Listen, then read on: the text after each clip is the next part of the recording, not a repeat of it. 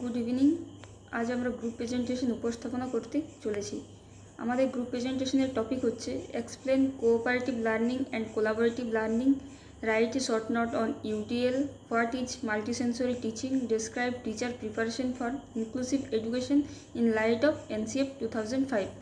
এই টপিকটি আমরা 6 জন সদস্য মিলে উপস্থাপনা করব। প্রথমে আমি লক্ষ্মী মণ্ডল, শুভজিৎ লায়া, পুটকি কালিন্দী, শেহজাদি ফাতমা, সোমা রাজওয়ার অ্যান্ড মেঘা চৌধুরী। আমি প্রথমে যে বিষয়টা নিয়ে আলোচনা করব সেটা হচ্ছে কোঅপারেটিভ লার্নিং। তো কোঅপারেটিভ লার্নিং কী সেটা আমরা প্রথমে জেনে নেব। কোঅপারেটিভ লার্নিং হলো এমন একটি টিচিং লার্নিং অ্যাপ্রোচ যেখানে শিক্ষার্থীরা ছোট ছোট গ্রুপে একসঙ্গে কাজ করে এবং একটি কমন লার্নিং গোল অর্জন করে। এখানে শুধু একসঙ্গে বসে কাজ করাই গুরুত্বপূর্ণ নয়, বরং প্রত্যেক শিক্ষার্থী একে অপরকে সাহায্য করে এবং একে অপরের লার্নিং বা শেখার ক্ষেত্রে কন্ট্রিবিউট করে থাকে। অর্থাৎ একজন শিক্ষার্থী একা না শিখে গ্রুপের অন্যান্য সদস্যদের সঙ্গে আলোচনা, সহযোগিতা এবং ইন্টারাকশনের মাধ্যমে শিখে থাকে।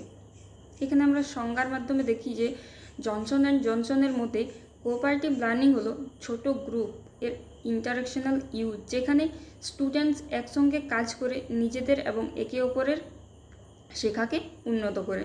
অর্থাৎ আমরা কোঅপারেটিভ লার্নিং কী সেটা যদি এক লাইনে বলতে চাই বা এক কথায় বলতে চাই তাহলে হচ্ছে together we learn, together we succeed. Next হচ্ছে কোঅপারেটিভ লার্নিংয়ের বৈশিষ্ট্য। তো প্রথম বৈশিষ্ট্য হলো যে স্মল হেট্রোজেনিয়াস গ্রুপ, অর্থাৎ স্মল হেট্রোজেনিয়াস গ্রুপ স্টুডেন্টদের ছোট ছোট একটা গ্রুপে ভাগ করা হয় এবং গ্রুপের বিভিন্ন ধরনের বা বিভিন্ন অ্যাবিলিটির শিক্ষার্থীরা এখানে থাকে, যেহেতু হেট্রোজেনিয়াস বলা হয়েছে, এতে তারা একে অপরের কাছ থেকে শিখে থাকে।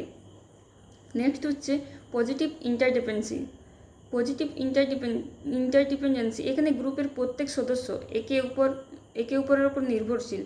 একজনের সাকসেস আরেকজনের সাকসেসের উপর নির্ভরশীল, বা একজনের সাকসেস যদি ফেলিওর হয়, একজন যদি ফেলিওর হয় তাহলে কিন্তু পুরো গ্রুপটা ফেলিওর হয়ে যাবে। তাই একজনের সাকসেস অন্যের সাকসেসের সাথে যুক্ত থাকে। তৃতীয় নম্বরে হচ্ছে ইন্ডিভিজুয়াল অ্যাকাউন্টেবিলিটি, অর্থাৎ গ্রুপ ওয়ার্ক হলেও প্রত্যেক শিক্ষার্থীর নিজস্ব রেসপন্সিবিলিটি থাকে। অর্থাৎ কেউ গ্রুপে কাজ থেকে সম্পূর্ণ এড়িয়ে যেতে পারে না। অর্থাৎ গ্রুপের কাজ হলেও কিন্তু সবার একটা আলাদা আলাদা দায়িত্ব থাকে, একটা ছোটো ছোটো কাজ ভাগ করা থাকে, তো সেখানে সবার একটা রেসপন্সিবিলিটি থাকে। 4 নম্বর হচ্ছে face to face interaction. Student মুখোমুখি আলোচনা করে নিজেদের আইডিয়া শেয়ার করে এবং একে অপরকে সাহায্য করে শেখে।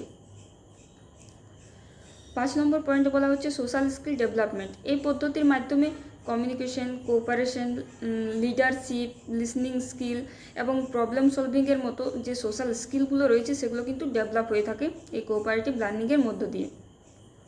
নেক্সট হচ্ছে গ্রুপ প্রসেসিং, অর্থাৎ গ্রুপের কাজ শেষ হওয়ার পরে গ্রুপের যে মেম্বার তারা আলোচনা করে দেখে যে তাদের কাজটা কতটা সাকসেসফুল হয়েছে এবং কোথায় ইমপ্রুভমেন্ট দরকার বা কোন জায়গাটা আরও ভালো হতো সেটা কিন্তু তারা আলোচনা করে থাকে। তো এটাকে বলা হচ্ছে গ্রুপ প্রসেসিং।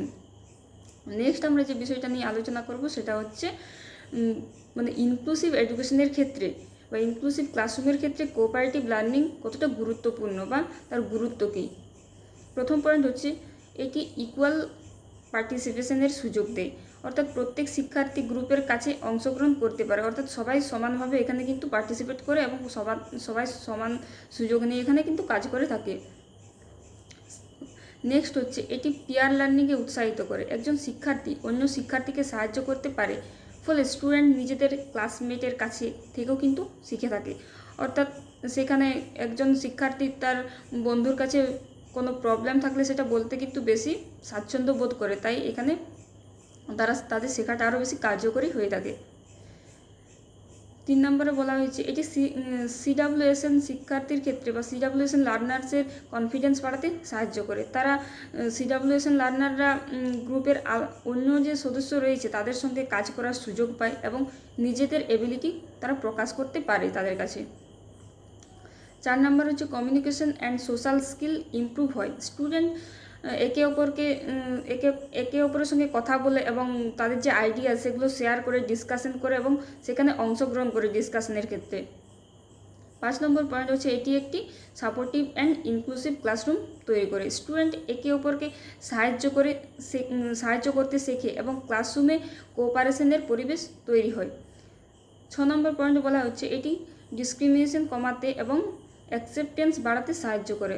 অর্থাৎ স্টুডেন্ট বুঝতে শেখে যে প্রত্যেকের এবিলিটি আলাদা হলেও প্রত্যেকেই গ্রুপের গুরুত্বপূর্ণ মেম্বার। অর্থাৎ এখানে প্রত্যেকের এবিলিটি আলাদা, কিন্তু যে তাদেরকে যে কাজ ভাগ করে দেওয়া হয়েছে সেক্ষেত্রে কিন্তু সবার একটা এবিলিটি রয়েছে, বা তারা কিন্তু সবাই সেই প্রত্যেক গ্রুপের প্রত্যেকটি মেম্বার কিন্তু গুরুত্বপূর্ণ, কারণ প্রত্যেকের হাতে কিছু না কিছু কাজ দেওয়া থাকে। তাই এখানে কাউকে ছোট বা কাউকে বড় করে দেখানো হয় না। তাই এখানে ডিসক্রিমিনেশন কমায় এবং অ্যাকসেপ্টেন্স বাড়াতে সাহায্য করে।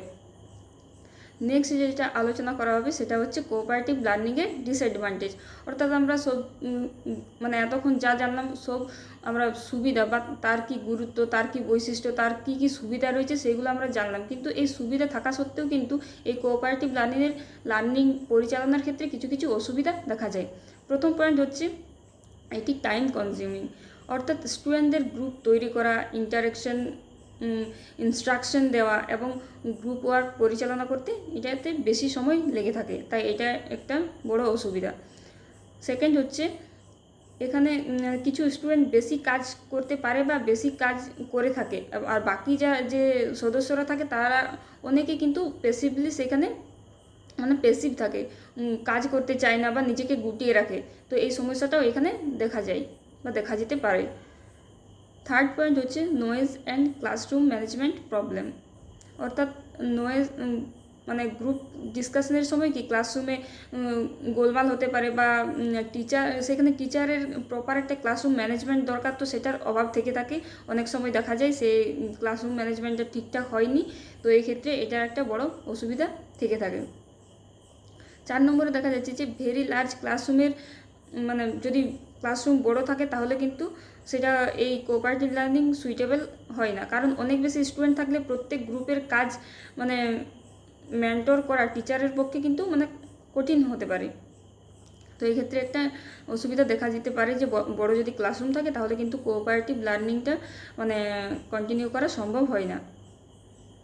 5 নম্বর পয়েন্ট হচ্ছে যে এটি গুড প্ল্যানিং অ্যান্ড প্রিপারেশনের প্রয়োজন থাকে। অর্থাৎ এখানে একটা যেহেতু শিক্ষার্থীরা একটা গ্রুপে ভাগ করা হবে, তারপর গ্রুপে সবাইকে কাজ দেওয়া হবে, তো এখানে একটা প্ল্যানিং এবং প্রিপারেশনের দরকার থাকে।